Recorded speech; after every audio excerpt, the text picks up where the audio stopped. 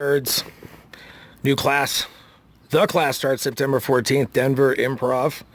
If you want to, I don't know, perhaps, could you imagine having a dozen different perspectives in which you could formulate comedic ideas through your clown and then monetize it so you could literally and actually live your dreams with your art instead of waiting around for the golden high five or whatever the illusion of competitive art would be.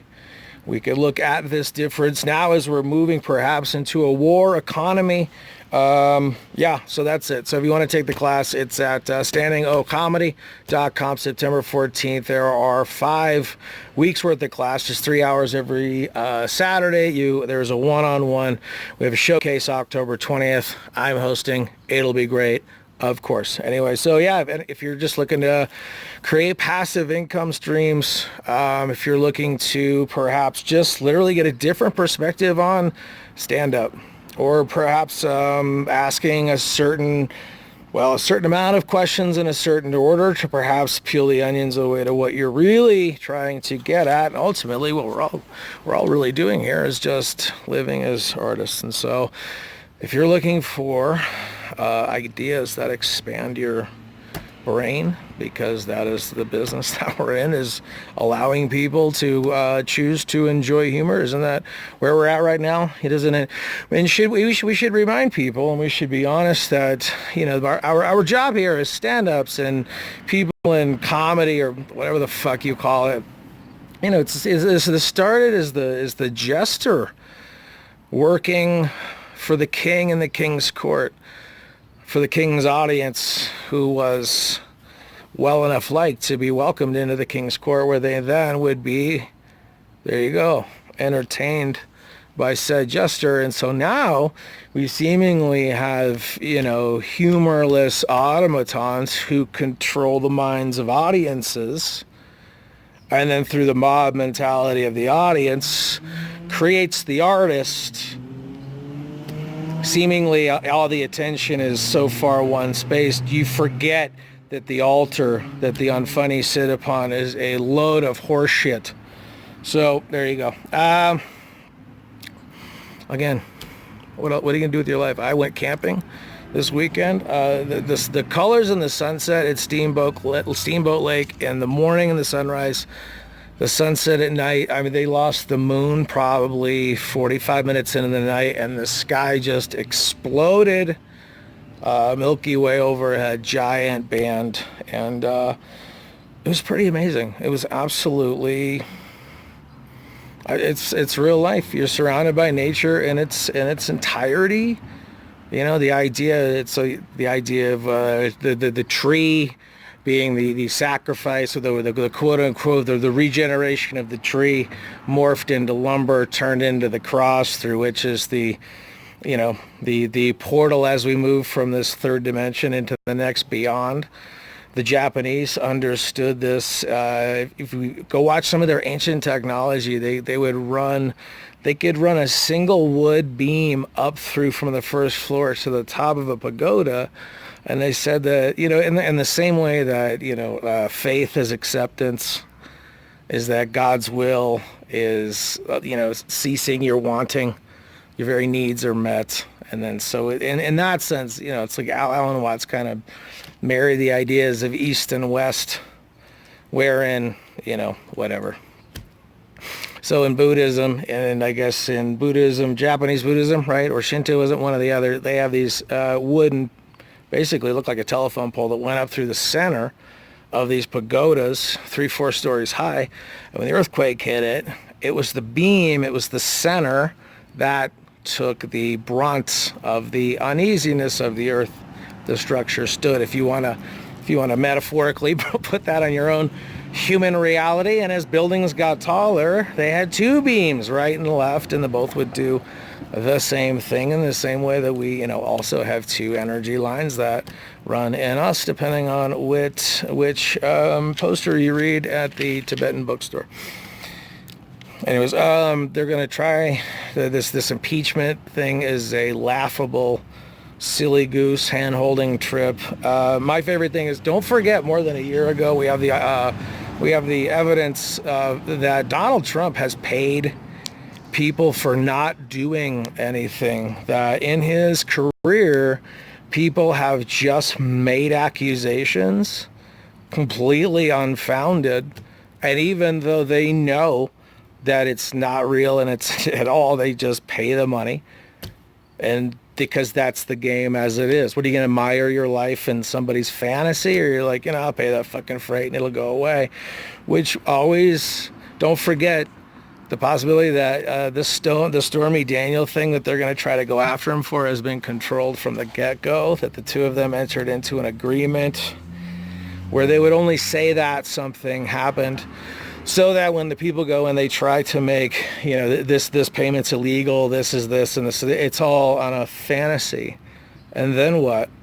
Then they have nothing.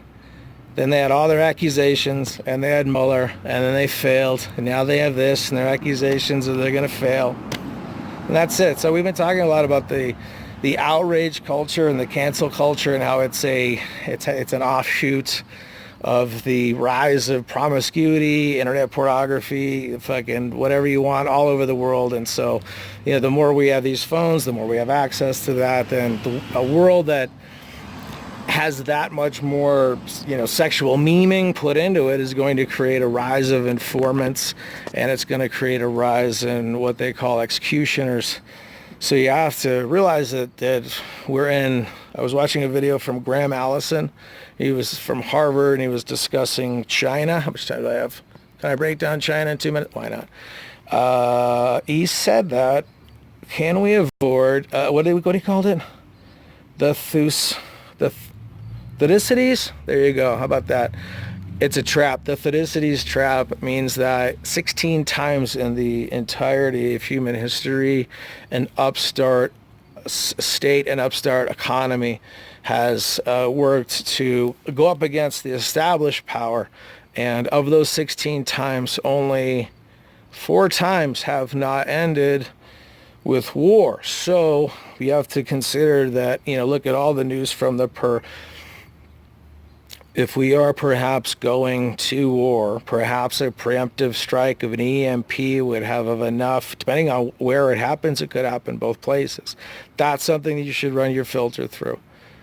The fact that an EMP shuts off the electronics and now you have to live in a completely different way, completely attached to the earth and what it can provide for you based on your knowledge of what to go get it. Meanwhile, people with the guns are going to hunt you down and eat you. Now, this is what I would do. Take a Pilates class. No. So anyways, this guy wrote a book. It's called Destined for War. And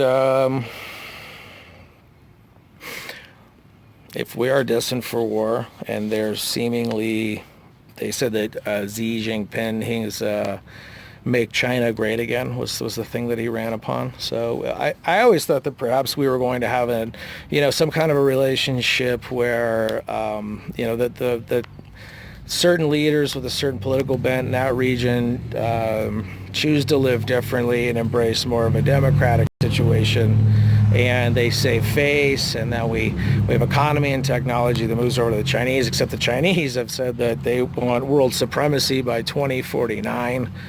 That by 2049 the world will be back to bowing to their emperor.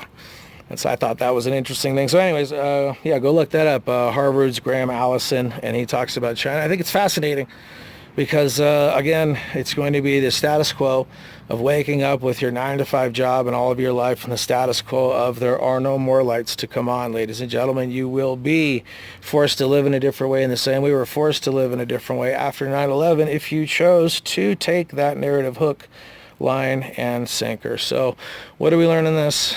Is that the ancient ideas of stillness, of having a rock-solid center to let the world shake around it, so then you would not be, in a state of fear, in a state of scarcity, from which you would make bad decisions from your fight or flight mechanism, and then would have you be, well, if you're not at the table, you're on the menu. Isn't that what they say? Anyways, so that's it.